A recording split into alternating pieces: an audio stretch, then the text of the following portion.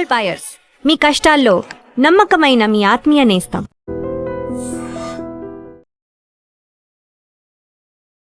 Welcome to I dream. గంటలు గడిచాయి, రోజులు మారాయి, వారాలు మారిపోతున్నాయి, కానీ ఇంతవరకు ఆచూకీ లేదు. టెక్నాలజీ సహాయంతో 200 మంది పోలీసులు అడవిని జల్లెడ పడుతున్నారు, అయినా ఆచూకీ లేదు. ఒకవైపు తల్లిదండ్రులు కన్నీరు మున్నీరు అవుతున్నారు. మా పాప ఏ క్షణంలోనైనా క్షేమంగా రావాలని కనబడిన దేవుడు మొక్కుంటున్నారు. మరోవైపు తన బాస్ వస్తే ఆడుకుందామని పప్పి ఎదురు చూస్తుంది. 200 పోలీసులు అహర్నిశలు కష్టపడిన ఫలితం లేకపోవడంతో పోలీసుల మనోధైర్యం దెబ్బతింటుంది. మరోవైపు సవాలుగా తీసుకున్న పోలీసులు అన్ని కోణాల్లో దర్యాప్తు చేస్తున్నారు. ముందుగా ఆ గ్రామంలో చెడు అలవాటుకు పాల్పడ్డ వారిపై ఫోకస్ పెట్టారు. ఒకవైపు వాళ్ళని విచారణ జరుపుతూనే అడవిలో ఉన్న జంతువులపై దృష్టి పెట్టారు. ఇక్కడ పోలీసులకి ఒక సవాల్ మారింది. ఇప్పుడు మనం చూస్తున్నాం, ఈ ప్రాంతంలో పప్పీకి ఒక ట్యాగ్ పట్టి అడవిలోకి వదిలిపెట్టారు. ఇది శుక్రవారం, శనివారం, గురువారం కూడా ఈ ప్రాంతం అంతా జల్లెడపెట్టి వస్తుంది. అయితే ఈ ఫారెస్ట్ ఏరియాలో మరొక ప్రమాదకర సంఘటన, ఈ ప్రాంతంలో ఎక్కువగా పామాయిల్ చెట్టు, ఈ ప్రాంతం అంతా కూడా కొండ చెరువులు, వేట కుక్కలు ఎక్కువగా తిరుగుతున్నాయి. ఈ ప్రాంతం తీసుకుంటే కొండ చెరువులు దాదాపు 10 వరకు ఉంటాయని, వేట కుక్కలు అడవిలోంచి లోపలికి వచ్చి ఈ ప్రాంతం తిరుగుతుంటుందని, వేట కుక్కలు 10 నుంచి 15 వరకు ఈ ప్రాంతంలో సంచరిస్తుంటాయని తెలుస్తుంది. ఒకవేళ వేట కుక్కలు దాడి చేస్తే ఎలా ఉంటుంది, పాము కొండ చెరువులు మింగితే ఏమి జరగవచ్చు, అదే అడవి పంది దాడి చేస్తే ఏం జరుగుతుంది అనే కోణంలో కూడా పోలీసులు దర్యాప్తు చేస్తున్నారు. ఇప్పుడు పప్పీకి దానికి ట్యాగ్ వేసి పంపించారు. అది శుక్రవారం కూడా అడవిలోకి వెళ్ళింది. కానీ ఈరోజు మాత్రం ఎక్కడికి వెళ్లకుండా ఇంటి దగ్గర కనిపిస్తుంది. ఇది మనం చూస్తున్న ప్రాంతంలో ఈ మ్యాగ్నెటిక్ అంతా చూస్తుంటే ఈ ప్రాంతం అంతా తిరిగింది. దాదాపు 1:30 వరకు తిరిగి వచ్చిన పప్పి అలిసిపోయి తిరిగి జాహ్నవి ఇంటి దగ్గరకు వచ్చి రెస్ట్ చేసుకుంటూ తెలుస్తుంది. దాదాపు ఎంతసేపు తిరిగినా తన ఆచూకీ ఎక్కడ లభించిపోవడం, తర్వాత పాప వేసుకున్న డ్రెస్ విషయంలో ఎక్కడ కొన్ని అనుమానాలు వచ్చిన పోలీసులు మాత్రం దాన్ని ధృవీకరించట్లేదు. ఇక మనం అసలు విషయంకి వద్దాం.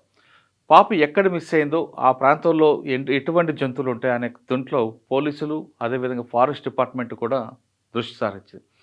ఎక్కువగా తీసుకుంటే వేట కుక్కలు దాడి చేశాయా, అడవి పందులు ఎత్తుకెళ్ళాయా, లేదా కొండ చెరువులు ఎక్కువగా ఉంటాయి కాబట్టి అవి ఏమైనా మింగేశాయా అని 3 కోణంలో పోలీసులు దర్యాప్తు చేస్తున్నారు. ఆ కోణంలో చేస్తున్న పోలీసులకు ఒకవేళ కొండ చెరువులు మింగితే కదలలేక అక్కడే ఉంటుంది కాబట్టి ఆ పరిసర ప్రాంతాలు గాలిస్తున్నారు. వేట కుక్కలు దాడి చేస్తే బట్టలు చెరిగిపోతాయి కాబట్టి వాటి ఆనవాళ్ళు ఏమి దొరుకుతాయనే కోణంలో కూడా వెతుకుతున్నారు. ఒకవేళ అడవి పందులు దాడి చేస్తే రక్తం మరకలు ఉన్నాయనే కోణంలో కూడా అడవిలో ఉన్న ప్రాంతం అంతా జల్లెడ చేస్తున్నారు. ఎన్ని రోజుల నుండి ఎక్కడ కూడా పాప బట్టలు కానీ రక్త మరకలు కానీ లభించకపోవడంతో జాహ్నవిని ఎవరైనా కిడ్నాప్ పాల్పడి ఉండొచ్చని చూస్తున్నారు. అంటే డబ్బుల కోసం కాకపోయినా పాపను పెంచుకుందాం అనే కోణంలో ఎత్తుకెళ్ళి ఉండొచ్చని పోలీసులు భావిస్తున్నారు. ఆ కోణంలో దర్యాప్తు చేస్తున్న పోలీసులు Tuni railway station, bus stand పరిసర ప్రాంతాల్లో ఉన్న ఆటో వాళ్ళని, సీసీ కెమెరాలను కూడా పూర్తిగా గాలిస్తున్నారు. పాప పెంచుకున్న పెంపుడు కుక్కకు జీపీఎస్ ట్రాక్ పెట్టిన తర్వాత గురువారం, శుక్రవారం అడవిలో తిరిగిన కుక్క తర్వాత ఇంటికే పరిమితమైంది. ఇప్పుడు మనం చూస్తున్నాం, ఈ ప్రాంతం అంతా తిరిగి వచ్చిన డాగ్ తనకి ఇంటి దగ్గరకు వచ్చింది. ఇంటి దగ్గరే అది ఎవరైతే తన బాస్ వెళ్ళిపోయిందో ఆమె కోసం ఎదురు చూస్తున్న పెంపుడు కుక్క పాలు కూడా తాకుండా పాప కోసం ఎదురు చూస్తుంది. ఎన్ని రోజులైనా ఆపరేషన్ కొనసాగిస్తామని పోలీసులు చెప్తున్నారు. ఇదంతా ఒకటి ఉంటే మొత్తం మీడియాలో అంతా ఫోకస్ ఎక్కువ అవడంతో మీడియాతో పాటు చుట్టుపక్కల గ్రామస్తులు, చుట్టుపక్కల జిల్లా వాళ్ళు కూడా ఆ అగ్రహారం రావడం, పాప కోసం వాకప్ చేస్తున్నారు. పాప తల్లిదండ్రులకి వెళ్ళి వాళ్ళ సానుభూతి వ్యక్తం చేస్తున్నారు. ఇంత ఒత్తిడి ఉంటున్న పోలీసులు మాత్రం ఎక్కడ మనోధైర్యం కోల్పోకుండా పాప ఆచూకీ కోసం అహర్నిశలు కష్టపడుతున్నారు. దీన్ని కంప్లీట్గా కాకినాడ ఎస్పీ బిందు మాధవ్ గారు గంటకి మానిటరింగ్ చేస్తూ తన సిబ్బందిని వేరే సబ్ డివిజన్ సిబ్బందిని కూడా తునికి పంపించి ఏ కోణంలో అయినా సరే పాపను కనుక్కోవాలి అనే దీంట్లోనే ఆయన కూడా స్వయంగా మానిటరింగ్ చేస్తున్నారు. అంటే కేవలం తుని సబ్ డివిజన్ కాకుండా కాకినాడ, పెద్దాపురం అన్ని ప్రాంతాల పోలీసులు, ఈ కాకినాడ అంటే తునికి సరిహద్దు ప్రాంతాన్ని విశాఖపట్నం లేదా మిగతా ఏరియాలో ఉన్న పోలీసులు కూడా తనిఖీ చేసి మొత్తం అంటే చాలా ఫాస్ట్గా తనిఖీ చేయడం, వాళ్ళు కూడా పాప కోసం వేరే జిల్లా వాళ్ళు కూడా ఇన్వాల్వ్మెంట్ అయినట్లు ఎదురుగా చూస్తున్నట్టుగా తెలుస్తుంది.